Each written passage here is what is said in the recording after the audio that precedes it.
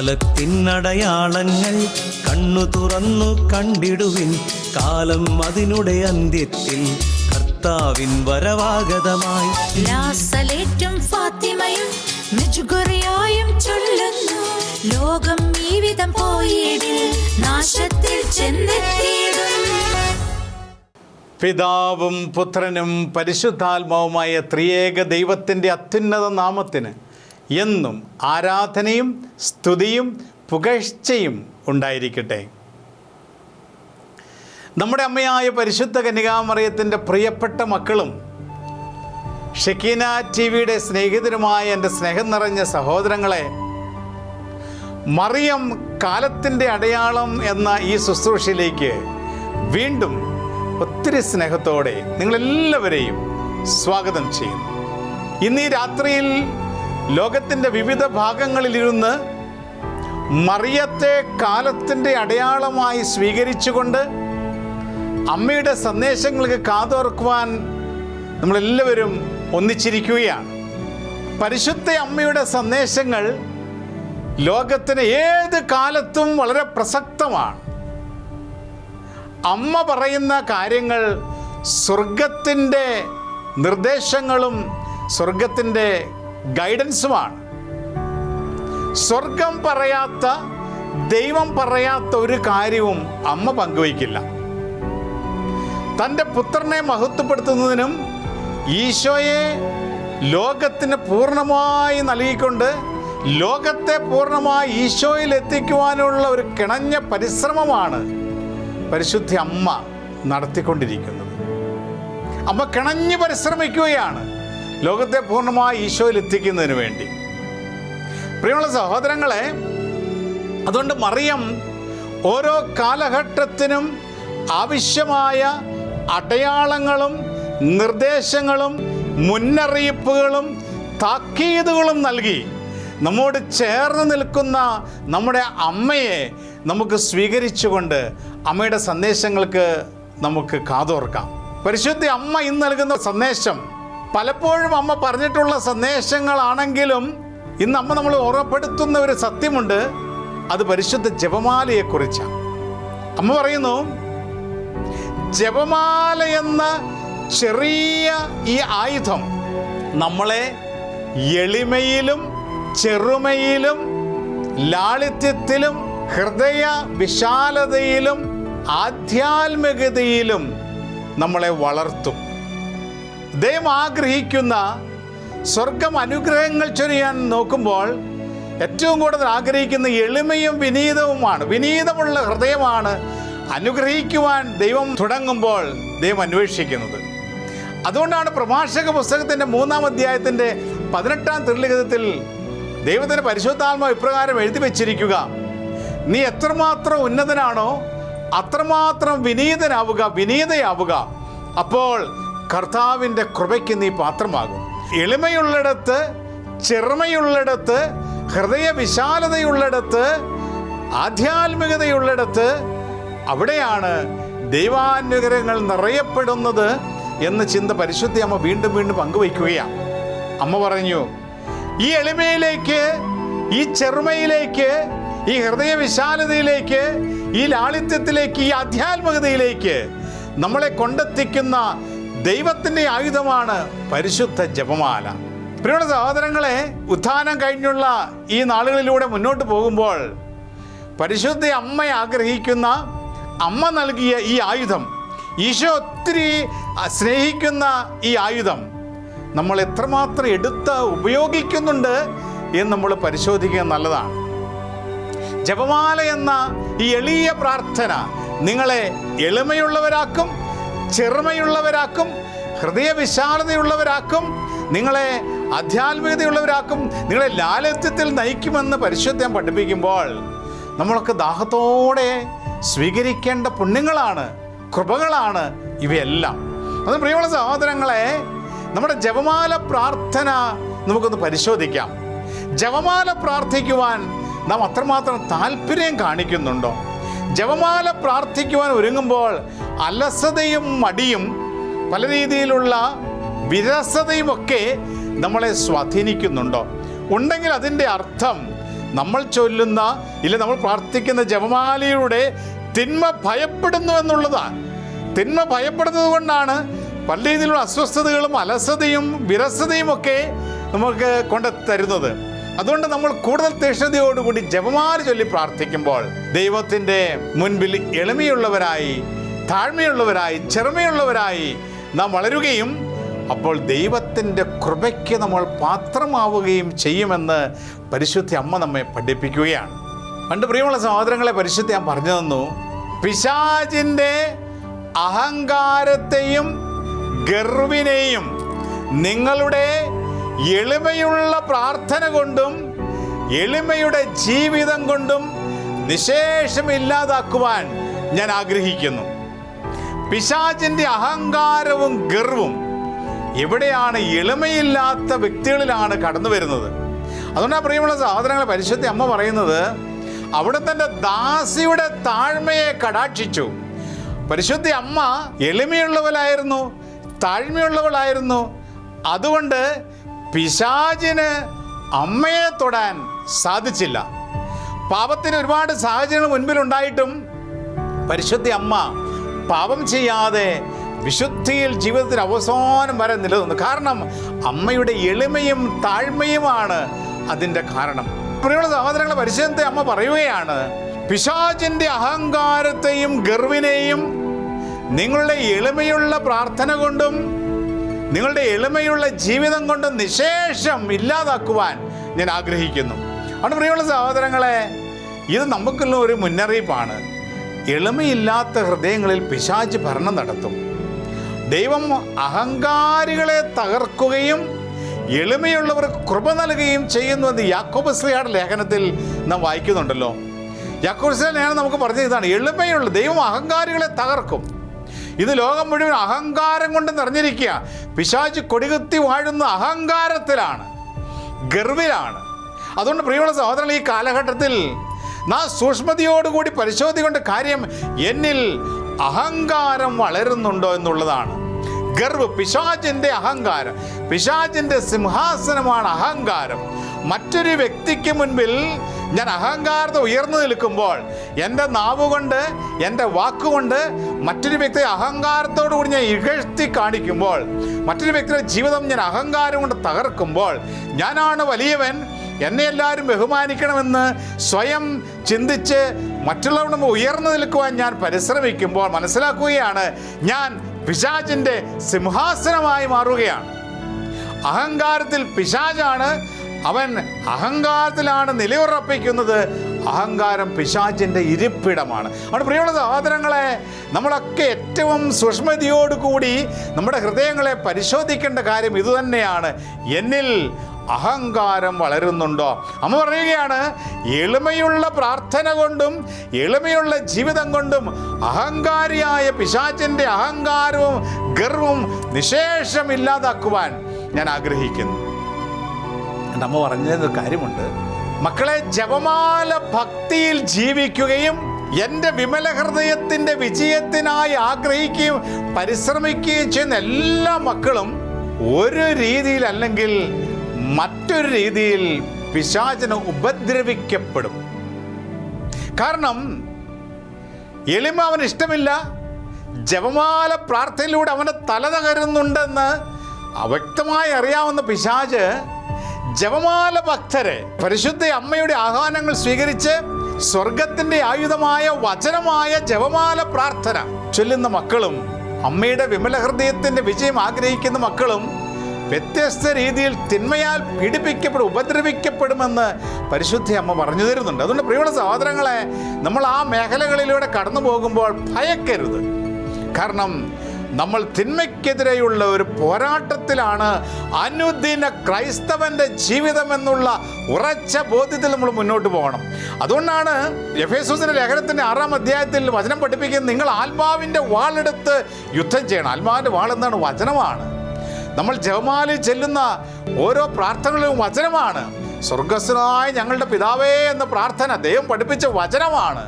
നന്മ നിറഞ്ഞ മറിയമേ എന്ന പ്രാർത്ഥന വചനമാണ്. പിതാവിനും പുത്രനും പരിശുദ്ധാത്മാവിനും സ്തുതി വചനമാണ്. പിന്നെ നമ്മൾ ധ്യാനിക്കുന്ന ഈശോയുടെ ജീവിതത്തിൻ്റെ ഓരോ സംഭവങ്ങൾ അത് വചനത്തിലൂടെ നമുക്ക് ലഭിച്ചിരിക്കുന്നതാണ്. വചനം മാംസമായി നമ്മളോടൊത്ത് വസിക്കുന്ന തമ്പുരാൻ്റെ ജീവിതമാണ്. വചനത്തോട് കൂടെയുള്ള പ്രാർത്ഥനയാണ് ജപമാല പ്രാർത്ഥന. അതുകൊണ്ടാണ് ജപമാല ഭക്തിയിൽ വളരുകയും ജപമാല പ്രചരിപ്പിക്കുകയും ചെയ്യുന്ന മക്കൾ പല രീതിയിൽ ഉപദ്രവിക്കപ്പെടുമെന്ന് പറയുന്നത്. കാരണം ആ ഉപദ്രവം ഈശോയുടെ കുരിശോട് ചേർത്ത് വയ്ക്കുമ്പോൾ അവൻ പരാജയപ്പെടുകയും നമ്മൾ വിജയിക്കുകയും ചെയ്യുകയാണ്. പ്രിയമുള്ള സഹോദരങ്ങളെ, എന്തെങ്കിലുമൊക്കെ നേടിയെടുക്കണമെങ്കിൽ നമ്മൾ കഠിനാധ്വാനം ചെയ്തേ നേടിയെടുക്കാൻ സാധിക്കുകയുള്ളൂ. നമുക്ക് നല്ലൊരു പരീക്ഷ, നല്ല റിസൾട്ട് നമുക്ക് നേടിയെടുക്കണമെങ്കിൽ ഇരുന്ന് പഠിക്കണം, കഠിനാധ്വാനം ചെയ്യണം. നമ്മളൊരു യുദ്ധത്തിൽ വിജയിക്കണമെങ്കിൽ നമ്മൾ നല്ല ആയുധങ്ങൾ ഉപയോഗിച്ച് നമ്മൾ യുദ്ധം ചെയ്യണം. ഇപ്രകാരം സ്വർഗത്തിൻ്റെ അനുഗ്രഹങ്ങൾ വിലയുള്ളതാകയാൽ ആ വിലയുള്ള അനുഗ്രഹങ്ങൾ നമുക്ക് സ്വീകരിക്കണമെങ്കിൽ നാം യുദ്ധം ചെയ്യണം, നാം പരിശ്രമിക്കണം, നാം കഠിനാധ്വാനം ചെയ്യണം. ബലമുള്ളവരായി നിന്ന് യുദ്ധം ചെയ്തെങ്കിൽ മാത്രമേ നമുക്ക് വിലയുള്ള സ്വർഗത്തിൻ്റെ അനുഗ്രഹങ്ങൾ ഏറ്റെടുക്കാൻ സാധിക്കുള്ളൂ. അത് നമ്മൾ നൽകുന്ന വിലയാണ് സഹനം. അതാണ് നമ്മൾ പറയുന്നത്.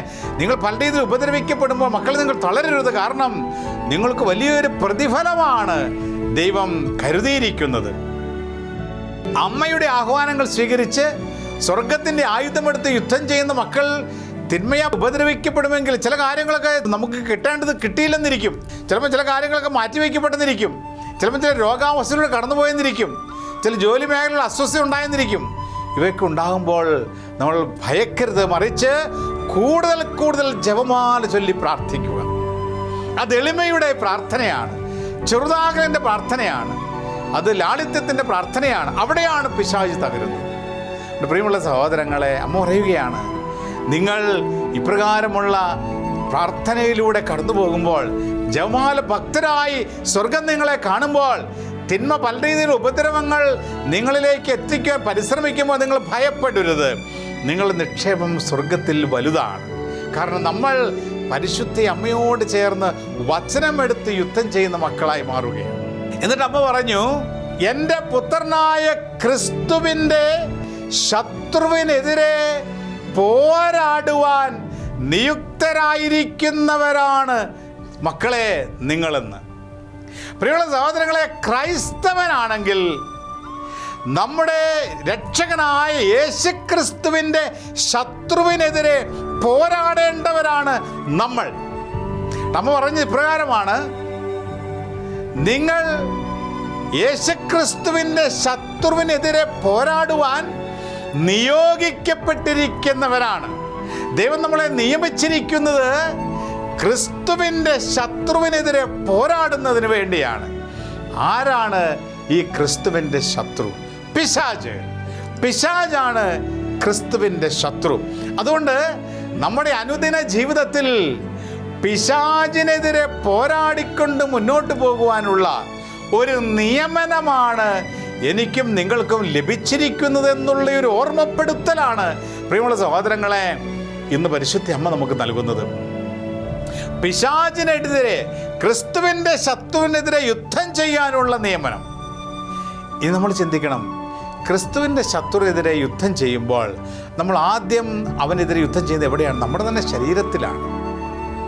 നമ്മുടെ ജഡത്തിൽ, ജഡത്തിൻ്റെ ദുരാസക്തികളിലൂടെ പിശാച് പ്രവർത്തിക്കുന്നുണ്ട്. അതുകൊണ്ട് പ്രിയമുള്ള സഹോദരങ്ങൾ, നമ്മൾ ആദ്യം തന്നെ യുദ്ധം ചെയ്യുന്നത് നമ്മോട് തന്നെയാണ്. ഉപവാസത്തിൽ നമ്മുടെ ജഡത്തെ നമ്മൾ കീഴടക്കണം.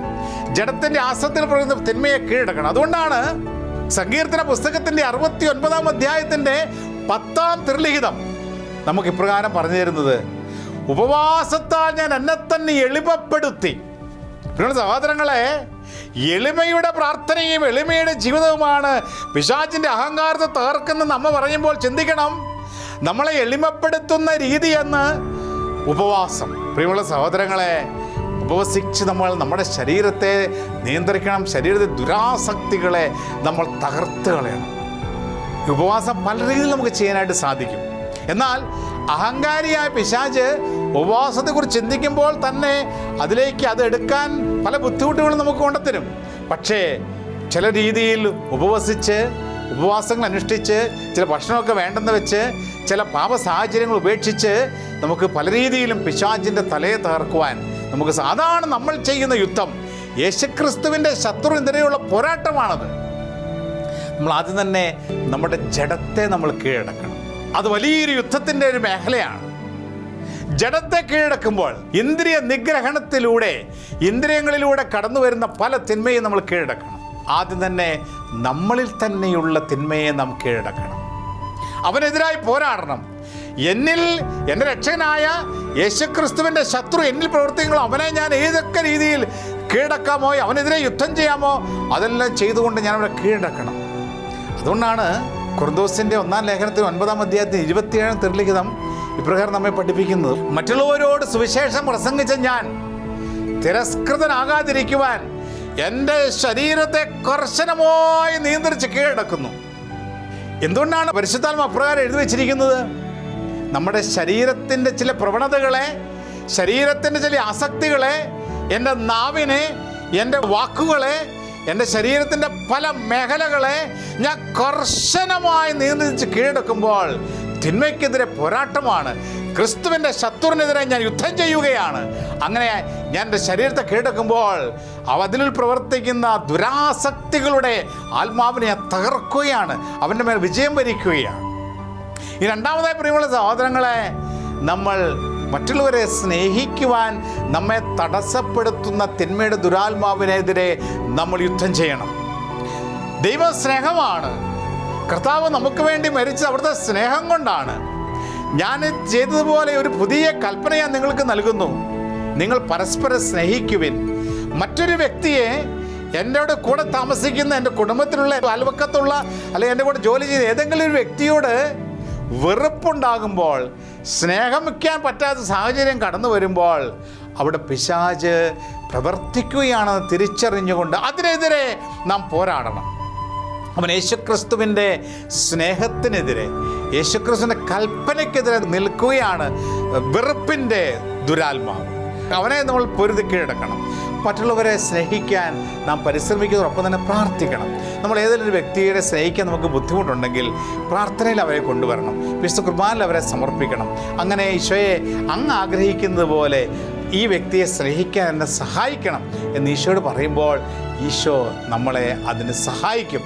അങ്ങനെ മറ്റുള്ളവരെ സ്നേഹിക്കുവാനും, മറ്റുള്ളവരോട് അനുരഞ്ജനത്തിൽ കഴിയുവാനും, മറ്റുള്ളവർ ക്ഷമിക്കുവാനും നമുക്ക് സാധിക്കാത്ത രീതിയിൽ നമ്മളിൽ പ്രവർത്തിക്കുന്ന, അല്ല ആ ബന്ധങ്ങളിൽ പ്രവർത്തിക്കുന്ന തിന്മയുടെ അരൂപിയെ നമ്മൾ കീഴടക്കണം. അങ്ങനെ സ്നേഹത്തിൻ്റെ വക്താക്കളായി മാറുമ്പോഴാണ് ദൈവാനുഗ്രഹങ്ങൾ നമുക്ക് ഏറ്റെടുക്കുവാൻ സാധിക്കുന്നത്. പ്രിയമുള്ള സഹോദരൻ, ഇത് നമ്മുടെ ഒരു വിളിയാണ്. ക്രൈസ്തവനാണെങ്കിൽ യേശുക്രിസ്തുവിൻ്റെ ശത്രുവിനെതിരെ പോരാടുവാനുള്ള ഒരു വിളിയാണ്, ഒരു നിയമനമാണ് നമുക്ക് നൽകിയിരിക്കുന്നു എന്നുള്ള തിരിച്ചറിവ് നമുക്കെപ്പോഴും ഉണ്ടാകണം. അതോടൊപ്പം തന്നെ പ്രിയമുള്ള സഹോദരങ്ങളെ, പരിശുദ്ധ അമ്മ പറഞ്ഞു വരികയാണ്: നിങ്ങളെ ദൈവം വ്യത്യസ്ത കാര്യങ്ങൾക്ക് വേണ്ടി തിരഞ്ഞെടുത്ത് ദൈവം നിങ്ങളെ നിയോഗിക്കുന്നത് നിങ്ങളുടെ ആരുടെയും വിശുദ്ധിയുടെ ബലം കൊണ്ടല്ല. അത് പറയാണ്, ദൈവം തിരഞ്ഞെടുക്കുന്നത് നിന്റെ വിശുദ്ധിയുടെ ബലം കൊണ്ടല്ല. അതുകൊണ്ട് ദൈവം തിരഞ്ഞെടുക്കുന്നത് ദൈവത്തിൻ്റെ കരുണ കൊണ്ടാണ്.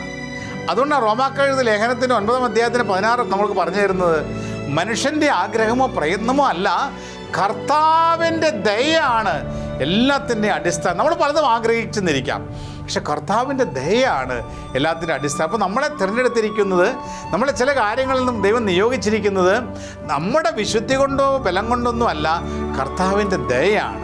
അതുകൊണ്ട് പരിശുദ്ധ അമ്മ പറഞ്ഞു തരികയാണ്, അതുകൊണ്ട് നിങ്ങൾ പല രീതിയിലുള്ള ഒറ്റപ്പെടുത്തലുകളിലൂടെയും കുറ്റപ്പെടുത്തലുകളിലൂടെയും മാറ്റി നിർത്തപ്പെടുന്ന അവസ്ഥയിലൂടെയും വേദനാജനകമായ സാഹചര്യങ്ങളിലൂടെയൊക്കെ കടന്നു പോകുമ്പോൾ നിങ്ങൾ തളരരുത്. നിങ്ങളുടെ വിശുദ്ധിയിൽ അതിൻ്റെ കുറവോ കൂടുതലൊന്നും അല്ല ഇതിനുള്ള കാരണം. പല കാരണങ്ങളുണ്ട്. നിങ്ങൾ ദൈവത്തിൻ്റെ കരുണയിൽ മാത്രം ആശ്രയിക്കുക. എല്ലാം ദൈവത്തിൻ്റെ കരുണയ്ക്ക് സമർപ്പിച്ചുകൊണ്ട് എൻ്റെ വിമല ഹൃദയത്തിൽ അഭയം പ്രാപിക്കുക. അങ്ങനെ എൻ്റെ വിമല ഹൃദയത്തിൽ നിങ്ങൾ സുരക്ഷിതരായിരിക്കും എന്ന ഒരു സന്ദേശം കൂടി പരിശുദ്ധ അമ്മ നമുക്ക് പറഞ്ഞു തരികയാണ്. സ്നേഹമുള്ള സഹോദരങ്ങളെ, പരിശുദ്ധ അമ്മ പറഞ്ഞു തരികയാണ്, നിങ്ങളുടെ വിളിയോടും തിരഞ്ഞെടുപ്പിനോടും വിശ്വസ്തത പുലർത്തുക എന്നുള്ളത് ഇനി മുന്നോട്ടുള്ള കാലഘട്ടങ്ങളിൽ വലിയ പ്രയാസമായിരിക്കും.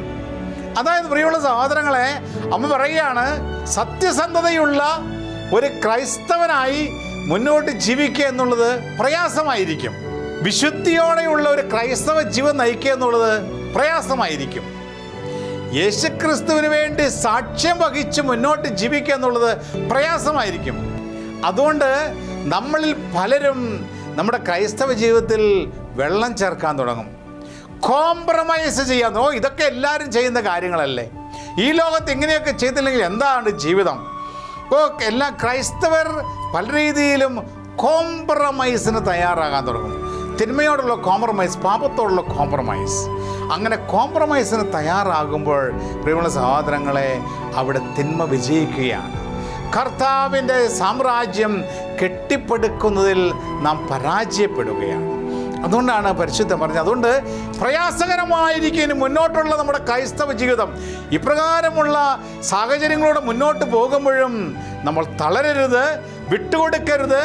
വചനത്തോട്, കൂദാശകളോട് ചേർന്ന് നിന്നുള്ള ഒരു ജീവിതത്തിന് മാത്രമേ ഈ കാലഘട്ടത്തിൽ വിജയം വരിക്കുവാൻ സാധിക്കുകയുള്ളൂ എന്ന പരിശുദ്ധ അമ്മയുടെ സന്ദേശം നമുക്ക് ഹൃദയത്തിൽ നമുക്ക് സ്വീകരിക്കാം. അതിനോടൊപ്പം അമ്മ കൂട്ടിച്ചേർത്ത മറ്റൊരു കാര്യമുണ്ട്. മക്കളെ, നിങ്ങൾ ഈ ലോകത്തിന് ഒരു ചോദ്യചിഹ്നമായി മാറും. ഈ ലോകത്ത് പ്രിയമുള്ള സഹോദരങ്ങളെ, മാധ്യമങ്ങൾക്ക്, രാഷ്ട്രീയ പാർട്ടികൾക്കൊക്കെ എവിടെയെങ്കിലും എന്തെങ്കിലും നേട്ടങ്ങൾ കൊയ്യാനുണ്ടെങ്കിൽ അവർ ആദ്യം ആക്രമിക്കുന്നത് സഭയെയാണ്, ക്രൈസ്തവരെയാണ്. നമ്മൾ ചോദ്യചിഹ്നമായി മാറുകയാണ്. ക്രൈസ്തവരെ, സഭയെ ഏതെങ്കിലും ഇത് അവഹേളിക്കാൻ ശ്രമിച്ചാൽ അവർ കയ്യടി കിട്ടും. കാരണം തിന്മ അത്രമാത്രം പരിശ്രമിച്ചുകൊണ്ടിരിക്കുമ്പോൾ യേശുക്രിസ്തുവിൻ്റെ ശത്രുവിനെ സന്തോഷിപ്പിക്കുവാൻ ഇന്ന് ലോകത്ത് അനേകർ ഒന്നിക്കുമ്പോൾ അവർക്ക് കയ്യടി കിട്ടും. നമ്മൾ ആ ഗണത്തിൽ പെട്ടുപോകാതിരിക്കുവാൻ ശ്രദ്ധിക്കണമെന്നുള്ളതാണ് പരിശുദ്ധ അമ്മ നമ്മുടെ ആവശ്യപ്പെടുന്നത്. നമ്മൾ ചോദ്യചിഹ്നമായി മാറും.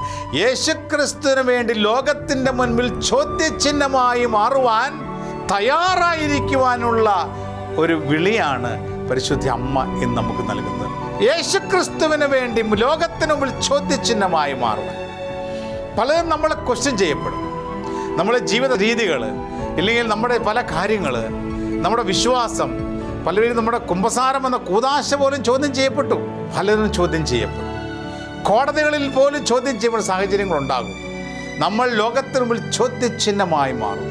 പ്രിയമുള്ള സഹോദരങ്ങളെ, എൻ്റെ പരിശുദ്ധ പറഞ്ഞത് ഇതാണ്, ആദ്യം പരാജയപ്പെട്ടു പോകുന്നുവെന്നുള്ള ചില സംഭവങ്ങൾ നമ്മുടെ മുൻപിൽ ഉണ്ടായെങ്കിലും അമ്മ പറയുകയാണ്, അവസാന വിജയം നിങ്ങൾക്ക് തന്നെയാണ്. കാരണം യേശുക്രിസ്തുവിൻ്റെ തിരുഹൃദയവും പരിശുദ്ധ അമ്മയുടെ വിമല ഹൃദയവും അവസാനം വിജയം വരിക്കും എന്നുള്ളത് സത്യമാണ്.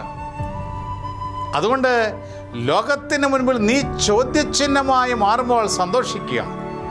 അവസാന വിജയം ഈശോയുടെ തിരുഹൃദയത്തോടും പരിശുദ്ധ അമ്മയുടെ വിമല ഹൃദയത്തോടും ചേർന്ന് നിൽക്കുന്ന മക്കൾക്ക് തന്നെ ആയിരിക്കും എന്ന് പരിശുദ്ധം പറഞ്ഞിരിക്കുക. ഇത് നമ്മൾ കൂട്ടിച്ചേർത്തു. മക്കളെ, നിങ്ങൾ എൻ്റെ വിമല ഹൃദയത്തിൽ ചേർന്നിരിക്കുന്ന മക്കളാണെങ്കിൽ, എന്നോട് ചേർന്ന് നിൽക്കുന്ന മക്കളാണെങ്കിൽ സ്വർഗം ഉറപ്പാണ്.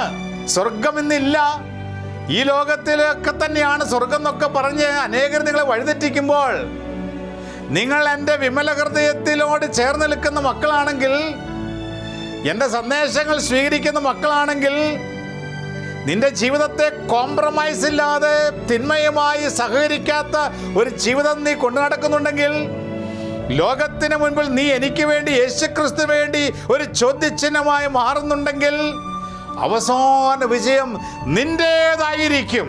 നിന്നെ ചോദ്യം ചെയ്തവരുടെ മുൻപിൽ നീ ഉയർന്നു നിൽക്കും. ഇതാണ് പരിശുദ്ധ അമ്മയുടെ വിലപ്പെട്ട സന്ദേശം. അതുകൊണ്ട് പ്രിയമുള്ള സഹോദരൻ, ഈ കാലഘട്ടത്തിൽ വെള്ളം ചേർക്കാത്ത ക്രൈസ്തവ ജീവിതത്തിൻ്റെ ഉടമകളായി മുന്നോട്ട് പോകുവാനുള്ള ഒരു തിരഞ്ഞെടുപ്പാണ് നമ്മൾ ചെയ്യേണ്ടതെന്ന് പരിശുദ്ധ അമ്മ നമ്മെ ഓർമ്മിപ്പിക്കുകയാണ്. എല്ലാവരും പോകുന്ന വഴിയെ പോകാൻ എളുപ്പമാണ്. എന്നാൽ വചനാധിഷ്ഠിതമായി കൂദാശകൾ ചേർന്ന് നിന്നുകൊണ്ട് വെള്ളം ചേർക്കാത്ത ഒരു ക്രൈസ്തവ ജീവിതത്തെ തിരഞ്ഞെടുക്കുവാൻ, അതൊരു തിരഞ്ഞെടുപ്പാണ്. അതുകൊണ്ട് അമ്മ പറയും, നിങ്ങളുടെ വിളിയും തിരഞ്ഞെടുപ്പും അനുസരിച്ച് നിങ്ങൾ ജീവിക്കണം. എനിക്ക് നന്മയുണ്ട്, തിന്മയുണ്ട് എൻ്റെ മുൻപിൽ, എനിക്കിഷ്ടമുള്ളത് തിരഞ്ഞെടുക്കാം. ആ തിരഞ്ഞെടുപ്പിലാണ് നിത്യരക്ഷയും നിത്യനാശവും വെച്ചിരിക്കുന്നത്. എനിക്ക് നിത്യരക്ഷ തിരഞ്ഞെടുക്കാം, നിത്യനാശം തിരഞ്ഞെടുക്കാം. പരിശുദ്ധ അമ്മയുടെ സന്ദേശങ്ങളോട് ചേർന്ന് അമ്മയുടെ പുത്രന് വേണ്ടി ജീവിക്കുവാൻ, അമ്മയുടെ പുത്രന് സാക്ഷ്യം വഹിച്ച് ജീവിക്കുവാൻ നമ്മൾ തീരുമാനിച്ചാൽ അത് പല രീതിയിൽ അസ്വസ്ഥതകളുണ്ടാക്കും, നമ്മൾ ഉപദ്രവിക്കപ്പെടും. എന്നാൽ ആ വഴിയാണ് നിത്യജീവിതത്തിലേക്കുള്ള വഴിയെന്ന് പരിശുദ്ധ അമ്മ വീണ്ടും വീണ്ടും നമ്മെ ഓർമ്മിപ്പിക്കുകയാണ്. സുഖസൗകര്യങ്ങളുടെ, ആനന്ദത്തിൻ്റെ, സുഖലോലുപതയുടെ വഴി അത് അനേകർക്ക് തിരഞ്ഞെടുക്കുക എളുപ്പമാണ്. എന്നാൽ കുരിശിൻ്റെ വഴിയാണ് നിത്യരക്ഷയിലേക്കുള്ള വഴിയെന്ന് പരിശുദ്ധം പറഞ്ഞു തരുമ്പോൾ അമ്മ ഓർമ്മിപ്പിക്കുകയും, അമ്മ മക്കളെ, നിങ്ങൾ എൻ്റെ മക്കളായി എൻ്റെ പുത്രൻ്റെ കുരിശോട് ചേർന്ന് ജീവിക്കുവാൻ ധൈര്യം കാണിച്ചാൽ നിങ്ങൾ തീർച്ചയായും സ്വർഗത്തിലെത്തപ്പെടുമെന്ന് പരിശുദ്ധ അമ്മ നമ്മെ ഓർമ്മിപ്പിക്കുകയാണ്.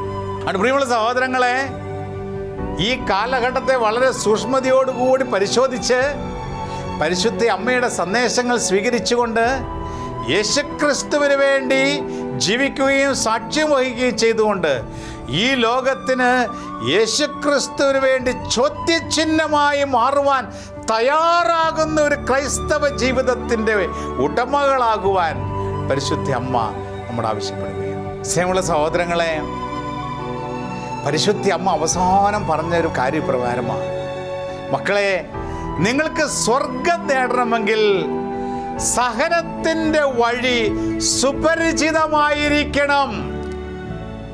സഹനത്തിൻ്റെ വഴിയിലൂടെ മാത്രമേ നിങ്ങൾക്ക് സ്വർഗത്തിലെത്താൻ സാധിക്കുകയുള്ളൂ.